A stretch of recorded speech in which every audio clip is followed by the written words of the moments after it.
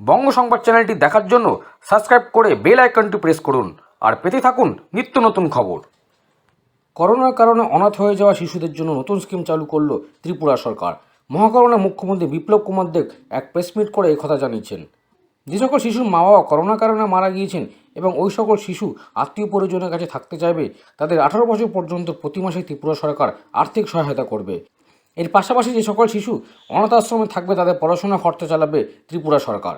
পাশাপাশি মেয়েদের বিয়ের সময়ও 50,000 টাকা এককালীন সহায়তা করবে বলে জানিয়েছেন মুখ্যমন্ত্রী বিপ্লব কুমার দেব। আমরা এমন একটা পরিস্থিতিতে কাজ করতে হচ্ছে যখন সারা দুনিয়াতে এই কোভিড মহামারীর সঙ্গে মোকাবেলা করা হচ্ছে। রাজ্য সরকারও এবং কেন্দ্র সরকার দোনো মিলেই সেই কোভিড পরিস্থিতি থেকে কিভাবে বেরিয়ে আসা যায় তার জন্য আমরা প্রচেষ্টা করছি।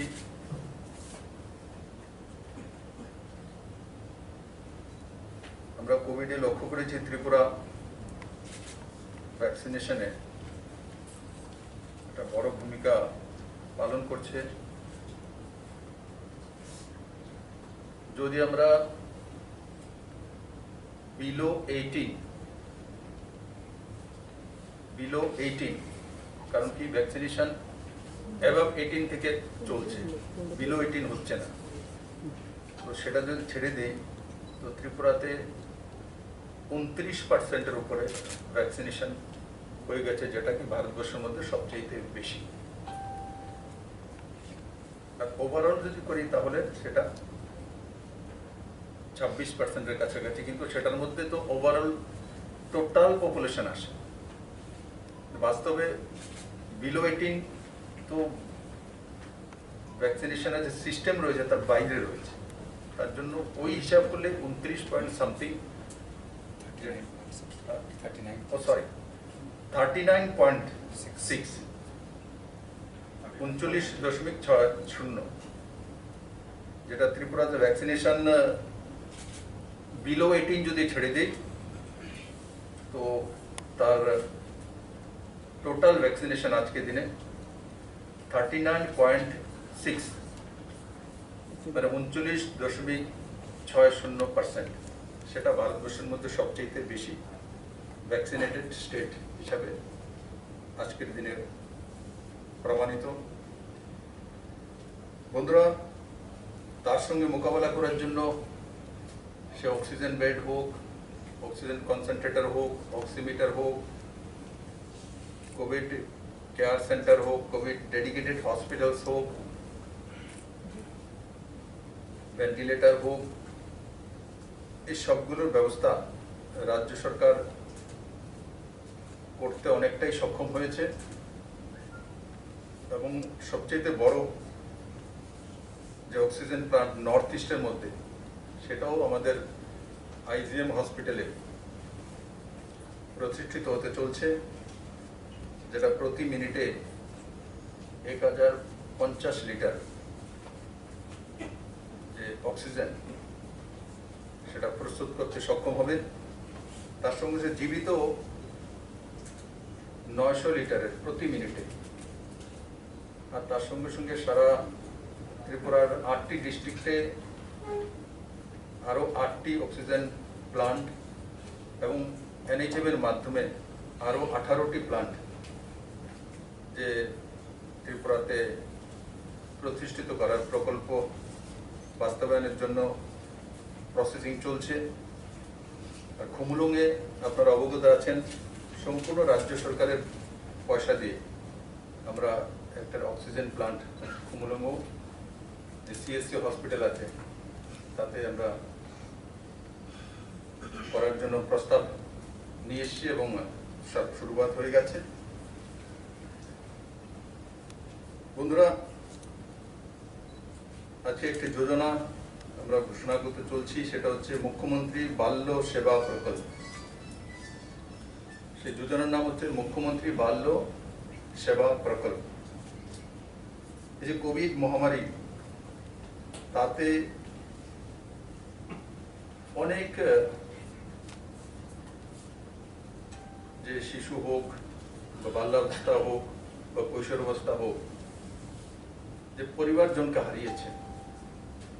কেউ হয়তো মা বাবা সবাই হারিয়ে গেছে, কেউ নেই, অরফান চিলড্রেন, অনাথ হয়ে গেছে। তো তার জন্য রাজ্য সরকার একটা প্রস্তাব নিয়ে এসছে, আর সেই যোজনার নাম মুখ্যমন্ত্রী বাল্য সেবা প্রকল্প। আর তাতে যারা হয়তোবা হোমে থাকবে না, আমাদের কাছে যে অরফান চিলড্রেনদের রাখার জন্য হোম আছে, 18 বছর পর্যন্ত আমরা হোমে রাখি, কিন্তু এমনও বাচ্চা বা এমন আমার শিশুরা রয়েছেন, কৈশোরাবস্থায় রয়েছেন, যাদের হয়তোবা তার ঠাকুমা পালতে চায়, তার আত্মীয় স্বজনের মধ্যে কেউ গার্জিয়ান পালতে চায়, আর সেও সেখানে থাকতে চায়। তো তাদের জন্য কোনো স্কিম ছিল না। তো আজকে এই স্কিমের এই যে যোজনা, তার মাধ্যমে যারা কোনো কেয়ারটেকারের কাছে থাকতে চাইবে বা আত্মীয় স্বজন পরিজন, ঠাকুমা হোক, দাদু দিদা, তাদের কাছে থাকতে চাইবে, তো তাদের জন্য রাজ্য সরকার প্রতি মাসে 18 বছর বয়স পর্যন্ত 3,500 টাকা করে মাসিক যে অর্থ প্রদান, তার ব্যবস্থা করবে।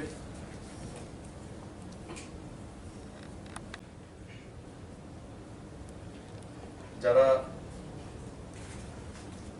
হোমে থাকতে চায়, সেটা তার সমস্ত খরচাদি হোমই বহন করবে, এবং যারা হোমে রয়েছে তাদের পড়াশোনার সমস্ত খরচা রাজ্য সরকার বহন করবে। আর তার সঙ্গে সঙ্গে যারা কোনো গার্জিয়ানের কাছে থাকবে, যেটা আমি প্রথম বললাম যে 3500 টাকা করে দেবে মাসিক, তো তাদেরও স্কুলিং ফ্রি। তারা হয়তো বা তার কোনো গ্র্যান্ডফাদারের কাছে রয়েছে বা কোনো লোকাল গার্জিয়ানের কাছে রয়েছে, কারোর উপরে গার্জিয়ান হয়ে তাকে দেখভাল করছে, কিন্তু তাদেরকেও আমরা ফ্রিতে শিক্ষার ব্যবস্থা করব ত্রিপুরার বিভিন্ন স্কুলগুলিতে, গভর্নমেন্ট স্কুলগুলির মধ্যে।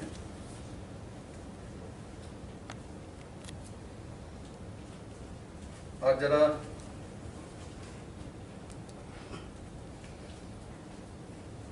কিশোরী রয়েছে, তাদের আফটার এডুকেশন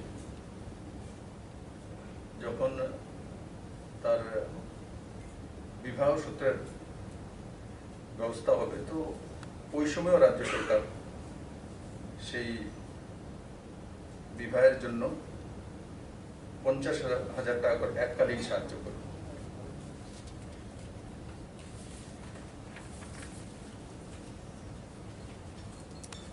আর তার সঙ্গে সঙ্গে যারা হোমে আছে এবং যারা হয়তো কোনো গার্জিয়ানের কাছে রয়েছে, তাদের 10th পাসের পর 11-12 এই 2 বছরে ওয়ান টাইম একবার ল্যাপটপ বা ট্যাবলেট দিয়ে তাকে সহায়তা করা হবে। কারণ কি, আজকালকার দিনে গুগলের জামানা, ইন্টারনেটের জামানা, তো অনলাইনে যাতে তার পড়াশোনা করতে পারে, কোনো ভোকেশনাল সাবজেক্ট হোক, আর সেগুলো টেকনিক্যাল সাপোর্ট যাতে পেতে পারে, তার জন্য রাজ্য সরকার তার ব্যবস্থা করবে। তার সঙ্গে সঙ্গে আপনারা সবাই অবগত আছেন যে রাজ্য সরকার তার আগেই ঘোষণা করেছে যে 579 কোটি টাকা, তার মধ্যে টুয়েবের মাধ্যমে 25 কোটি টাকার কাজ, সোশ্যাল পেনশন 2 মাসে একত্রিত করে 72 কোটি টাকা, মনরেগার মাধ্যমে 332 কোটি টাকা, আর 7 লক্ষ পরিবারকে 1000 টাকা করে ট্রান্সফার, সেটা বিপিএল অন্তোদয় আর তার সঙ্গে সঙ্গে এপিএল এর মধ্যে যারা নিডি রয়েছেন তাদেরকে ট্রান্সফার করা হচ্ছে।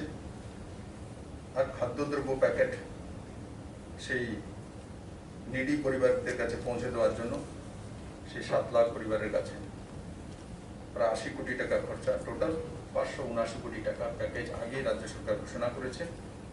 আর আজকে যেটা অতিরিক্ত আপনাদের সামনে তুলে ধরলাম সেটা হচ্ছে মুখ্যমন্ত্রী বাল্য সেবা প্রকল্প।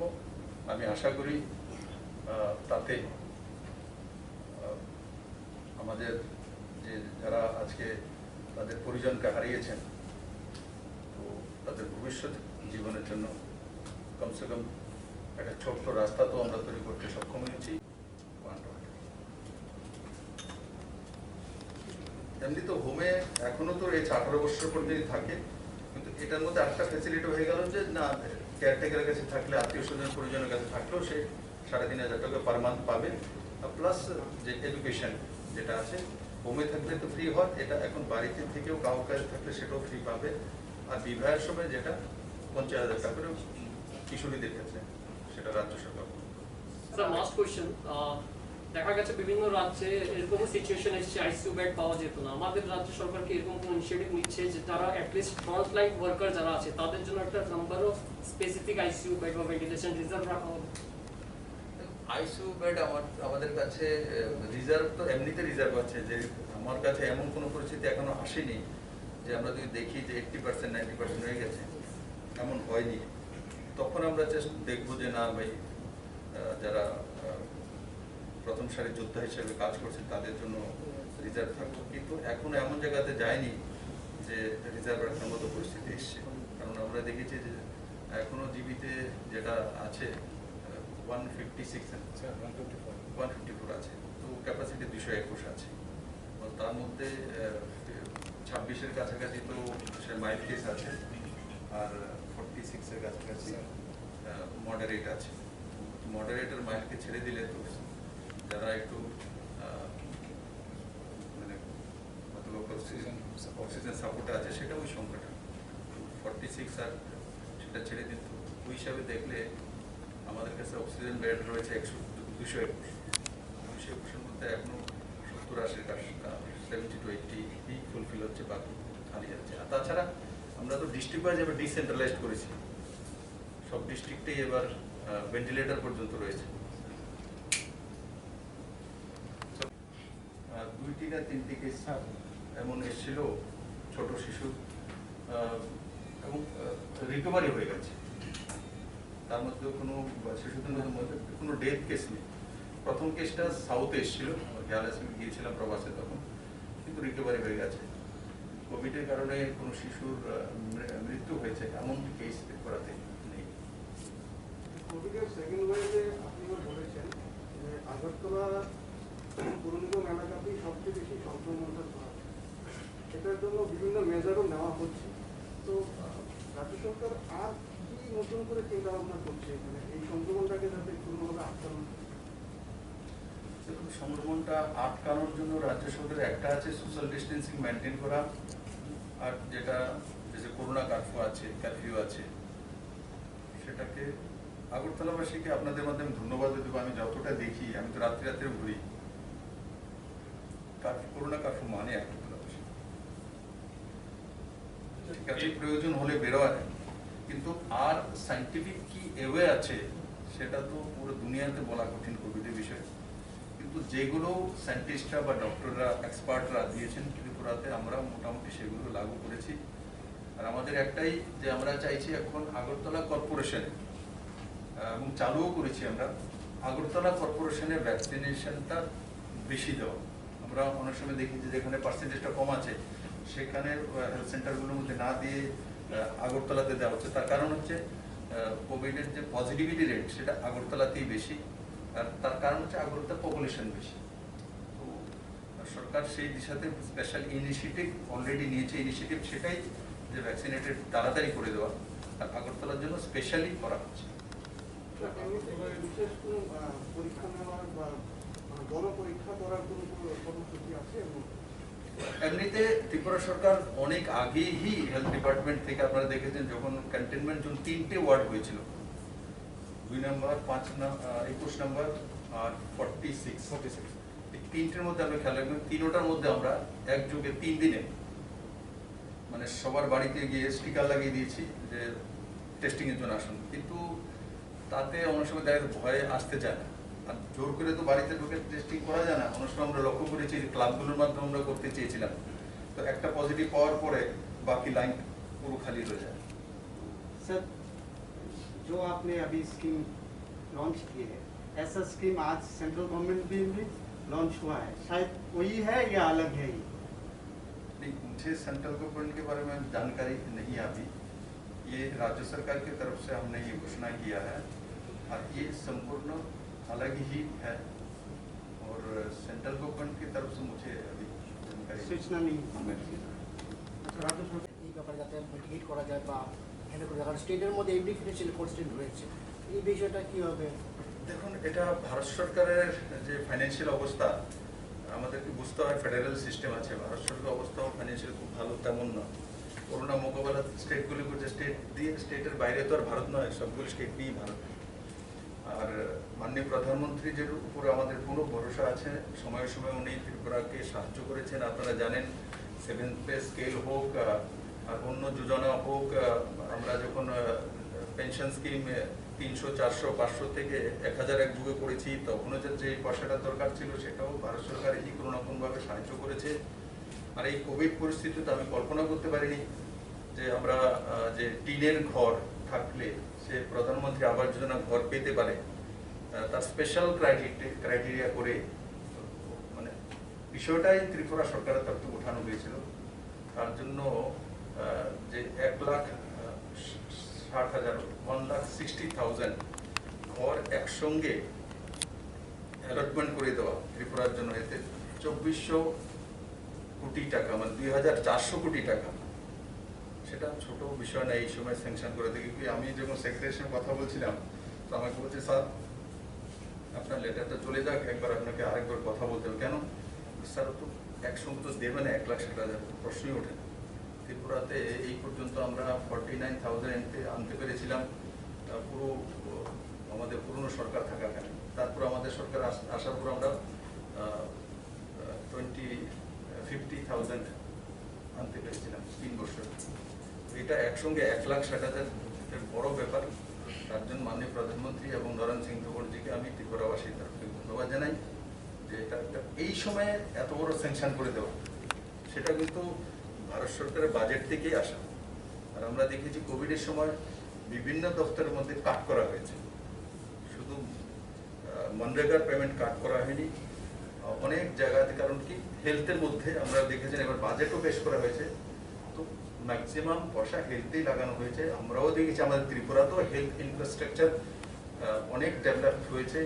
একসময় আমাদের ডেডিকেটেড কোভিড হসপিটাল একটি ছিল, আজকের দিনে 2টি আছে। একসময় ভেন্টিলেটর একটি ছিল, আজকের দিনে 126টি আছে। একসময় আমাদের কাছে অক্সিজেন প্লান্ট নাম তো আসতে ছোট মোটো একটা ছিল, আর আইএলএস এর কাছে একটা ছিল, আর বাকি প্রাইভেট 3টে ছিল। আজকের দিনে কতগুলো অক্সিজেন প্লান্ট তৈরি হচ্ছে। একসময় অক্সিজেন সিলিন্ডার সীমিত 300, 350 ছিল, আজকে 4,000, 4,500 অক্সিজেন সিলিন্ডার আমাদের কাছে রয়েছে। তো অক্সিমিটার আমাদের কাছে তার আগের সময় মানে নামকো আছে সামান্য ছিল, কিন্তু আজকের দিনে বড় মাত্রা অক্সিমিটার ত্রিপুরাতে রয়েছে। অক্সিজেন ব্যাড বড় মাত্রায় ত্রিপুরার কাছে রয়েছে। তো এগুলো যে কেন্দ্র সরকার যে সিদ্ধান্ত করেছে তার কারণেই এই ডেভেলপমেন্টগুলো হয়েছে। আর এগুলো কেন্দ্র সরকারের স্কিম থেকে আসে, এনএচএম এর মাধ্যমে ম্যাক্সিমাম এসছে, এনএচএম এর মাধ্যমে এসছে। তো এনএচএম ডাইরেক্ট এনএচএম এর পয়সা কেন্দ্র সরকারই দিয়ে থাকে। স্যার, আপনি বললেন এতগুলো মেজার্স নেওয়া হচ্ছে এবং হেলথ ইনফ্রাস্ট্রাকচার লাস্ট ইয়ারের তুলনায় এখন অনেকটাই ভালো রয়েছে, বাট দেখা গেছে গতকালকে আমাদের রাজ্যে রেকর্ড সিঙ্গেল ডে ডেথ হয়েছে। তো রিজনটা কি ছিল বা কিরকম স্বাস্থ্য পরিষেবা দেওয়া হচ্ছে? দেখেছি আমরা, তার মধ্যে 7টা জিবিতে আইএলএস এ আছে 3টি না 4টি, আর আইএলএস এ 3টি, আর একটি আরজিএম মানে কৈলাসহরের দিকে হয়েছে কুমারঘাটে, আর একটা বাড়িতে হোমে হয়েছে। আর এই হচ্ছে 13টি আছে। তো তার মধ্যে কম এজের একটা 38 আইএলএস হসপিটালে, আর আরেকটা আছে 32। বাকি সবারই ওভার এজ ছিল, কারোর 80, কারোর 70 to 60। কিন্তু তবু এই হবে বললে সে চলে যাবে এটা তো আর মানা যায় না। এই দেশে 90 বছর 100 বছরের লোক ত্রিপুরাতে আছে আমার সঙ্গে দেখা করে 100 বছরের। আমি আমাদের হেলথ ব্যবস্থা ডাক্তারদের উপর পুরো ভরসা আছে, এরা চেষ্টা করছেন। তো সেটা শুধু ত্রিপুরাতে একলা হচ্ছে তেমন নয়, কারণ এবারে যদি আমি ত্রিপুরাতে দেখি যে ফার্টিলিটি যে রেট আছে আমাদের সেটা 1%-এর কাছাকাছি রয়েছে। তো ওই হিসাবে দেখলে ন্যাশনাল লেভেলের থেকে অনেক নিচে আছে। কিন্তু আমাদের স্টেটে এই ধরনের একসঙ্গে 13 জনের ডেথ হয় না বলে আমাদের সামনে এটা বড় ফিগার মনে হচ্ছে। কিন্তু আমি এটাই মানে উপরওয়ালার কাছে, ডাক্তারদের কাছে অনুরোধ করবো বা উপরওয়ালার কাছে প্রার্থনা করবো যাতে কাউরই কোভিডের জন্য মৃত্যু না হয়। এবং এই ফিগার দেখার পরে সকাল থেকে আমি কয়েকবার এক্সারসাইজ করেছি, মেডিকেল সুপারিনটেন্ডেন্ট বা কোভিড ডেডিকেটেড যে জয়ন্তী ব্লকের হেড অফ দ্য ডিপার্টমেন্ট আছে ওনার সঙ্গে কথা হয়েছে, সেটাকে কিভাবে আরো রোকা যায়, কেন হয়েছে সেগুলোর রাজ্য সরকার স্কুটিনি করছে। তো আমি এটাই বলবো যে ডাক্তারদের উপরে তো বিশ্বাস রাখতে হবে, আমাদের যে ব্যবস্থা আছে তার উপর বিশ্বাস রাখা উচিত।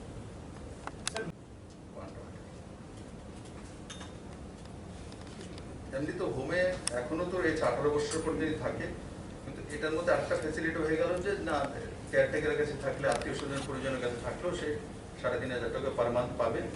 প্লাস যে এডুকেশন যেটা আছে হোমে থাকলে তো ফ্রি হয়, এটা এখন বাড়িতে থেকেও কারোর কাছে থাকলে সেটাও ফ্রি পাবে। আর বিবাহের সময় যেটা 50,000 টাকা করে কিশোরীদের ক্ষেত্রে সেটা রাজ্য সরকার। স্যার লাস্ট কোয়েশ্চেন, দেখা গেছে বিভিন্ন রাজ্যে এরকম সিচুয়েশন এসেছে আইসিইউ বেড পাওয়া যেত না। আমাদের রাজ্য সরকার কি এরকম কোনো ইনিশিয়েটিভ নিচ্ছে যে তারা অ্যাটলিস্ট ফ্রন্টলাইন ওয়ার্কার যারা আছে তাদের জন্য একটা number of specific ICU bed বা ভেন্টিলেশন রিজার্ভ রাখা হবে? আইসিইউ বেড আমাদের কাছে রিজার্ভ তো এমনিতে রিজার্ভ আছে, যে আমার কাছে এমন কোনো পরিস্থিতি এখনো আসেনি যে আমরা যদি দেখি যে 80% 90% হয়ে গেছে, এমন হয়নি। তখন আমরা দেখবো যে না ভাই যারা প্রথম সারির যোদ্ধা হিসেবে কাজ করছে তাদের জন্য রিজার্ভ থাকতো। কিন্তু এখন এমন জায়গাতে যায়নি যে রিজার্ভ রাখার মতো পরিস্থিতি এসছে।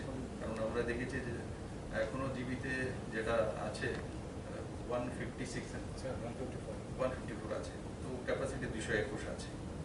তার মধ্যে 26-এর কাছাকাছি তো সে মাইল্ড কেস আছে, আর 46-এর কাছাকাছি মডারেট আছে। মডারেটের মাইল্ডকে ছেড়ে দিলে তো যারা একটু মানে অক্সিজেন সাপোর্টে আছে সেটা ওই সংখ্যাটা 46, আর সেটা ছেড়ে দিত। ওই হিসাবে দেখলে আমাদের কাছে অক্সিজেন বেড রয়েছে 221-এর মধ্যে এখনো 70-80 70 to 80 ফুলফিল হচ্ছে, বাকি খালি আছে। আর তাছাড়া আমরা তো ডিস্ট্রিক্ট ওয়াইজ এবার ডিসেন্ট্রালাইজড করেছি, সব ডিস্ট্রিক্টেই এবার ভেন্টিলেটর পর্যন্ত রয়েছে।